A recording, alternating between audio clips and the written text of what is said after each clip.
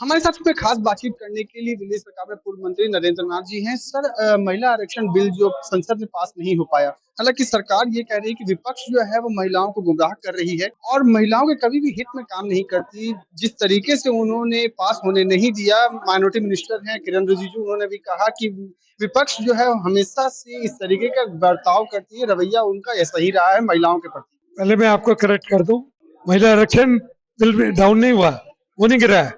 महिला आरक्षण तो बिल तो पास हो चुका है, वो तो कानून बन चुका है। अब कानून के अंदर जो चीज कानून बन गया 2023 में, उसके बाद राष्ट्रपति के साइन हो गए, इन्होंने नोटिफिकेशन अभी किया 2026 में। तो ये जबकि नोटिफिकेशन पहले हो जाना चाहिए था।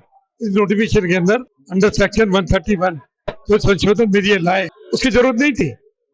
ये सिर्फ इसलिए लाए, आसाम में इलेक्शन है, बंगाल में इलेक्शन है, पांडिचेरी में इलेक्शन है, केरल में इलेक्शन हुआ है, तो इसलिए लाए थे कि चित भी हमारी पट भी हमारी, कि अगर ये आरक्षण बिल जो संशोधन बिल गिर गया तो हम कहेंगे भाई अपोजिशन ने गिरा दिया, अब पास हो गया तो हमने पास करा दिया। मेरा मतलब कहने का ये है, 2023 में उस आरक्षण बिल जब पास हुआ था उसमें एक कंडीशन लगाई थी कि 2021 की जो जनगणना होगी, जाति जनगणना, उसके बेस के ऊपर हम परिचमन करेंगे और उसी के बेस के ऊपर 850 सीटें की जाएंगी। लेकिन इनके दिमाग में क्या आया, जल्दबाजी में क्वेश्चन बना लिया इन्होंने सोचा पास हो जाएगा संशोधन बिल, वो पास नहीं हुआ। लेकिन आवश्यकता क्या है, 850 को करना चाह रहे थे, 500 543 तो ऑलरेडी हैं।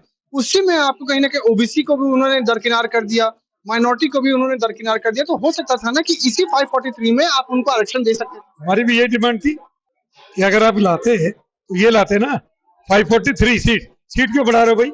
2011 की जनगणना के बेस पे 543 सीट है, 543 में आप 33% रिजर्व कर दो, हमें क्या इतराज? कांग्रेस को कोई इतराज नहीं था।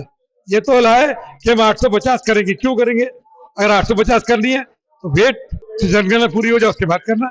ओबीसी का राइट ओबीसी को मिले, शेड्यूल कास्ट का राइट शेड्यूल कास्ट को मिले। चक्कर पता क्या है, क्योंकि इनकी सीटें बढ़नी है, ओबीसी का कोई रिजर्वेशन इन्होंने रखा नहीं है। खाली आज की तारीख में पार्लियामेंट में रिजर्वेशन SC/ST का है, जबकि पॉपुलेशन आज ओबीसी की ज्यादा है, तो उसके हिसाब से उनको भी हक मिलना चाहिए।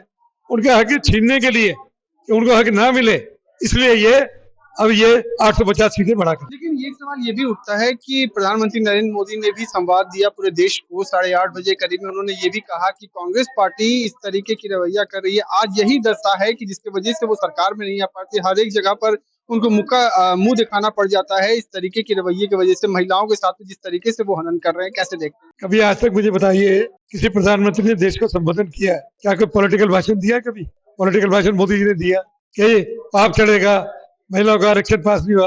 किसी प्रधानमंत्री ने नहीं बोला आज तक। ये पहला प्रधानमंत्री है जिसे देश को संबोधित करते हुए खाली एक राजनीति मंच बनाकर उसको किया। मैं इसका खंडन करता हूँ। प्रधानमंत्री को इस प्रकार से संबोधन करते हुए इस प्रकार के भाषण नहीं देना चाहिए जो भाषण इन्होंने दिया। देश को संबोधित करे, तुम तो मन की बात भी तो करते हो, तो मन की बात में बोल देते ना। तो प्रधानमंत्री का देश के नाम संबोधन पहली बार और तुमने किया, और उसके बाद भी तुम बोल रहे हो कि हमने राजनीति करो, तो शर्म की बात है बहुत। इनको राजनीति नहीं करनी चाहिए। संबोधन देश के लिए होता है, देश के हित में होता है। क्या परेशानी हुई देश को अभी, और फिर ईरान का झगड़ा हो रहा है, उसके बाद में संबोधन करते ना, उसके बाद बताते कि देश की हालत क्या है। तुम तो सोचते हो तुम्हारे जहाज रोक लिए, फायरिंग कर दी। क्यों कर दी? क्योंकि तुम ना उसके साथ हो ना उसके साथ हो, खाली एक मोहरे बने वो अमेरिका के ट्रम्प के जो प्रेसिडेंट है उसके, और उसके सामने खड़े हो जाते हो। तुम अपने को विश्वगुरु कहते हो, तुम विश्वगुरु होगा? तुम तो चेले हो, विश्वगुरु का हो। तुम तो चेले बन गए, राष्ट्रपति ट्रम्प के चेले हो, विश्वगुरु नहीं हो तुम। तो अपने को विश्वगुरु कहना और जब जाए मोदी मोदी बोलना, ये सब बातें क्या है? ये महिलाओं का आरक्षण बिल लाने नहीं चाहते, पास ही नहीं करना चाहते, महिलाओं का हक उनको देना नहीं चाहते। ये है मोदी सरकार की देन। आखिरी सवाल ये है कि पश्चिम बंगाल में 2 चरणों में चुनाव है। 23 तारीख को पहला चरण है, 29 तारीख को दूसरा चरण है, फिर असम में भी चुनाव है 23 तारीख को ही। किस तरीके से कांग्रेस पार्टी कितनी मजबूत नजर आ रही है बंगाल में? और देखिए ये तो रिजल्ट बताएगा, लेकिन मैं इतना कह सकता हूँ कि बीजेपी कहीं नहीं आ रही इस बार, ना बंगाल में आ रही, ना असम में आ रही, ना केरल में आ रही, ना पांडिचेरी में, ना त्रिपुरा में। बहुत बहुत शुक्रिया बात करने के लिए। तो ये थे हमारे साथ में नरेंद्र नाथ, पूर्व मंत्री, वीडियो जर्नलिस्ट अजीत के साथ Abhishek Anand, morning India news, Delhi.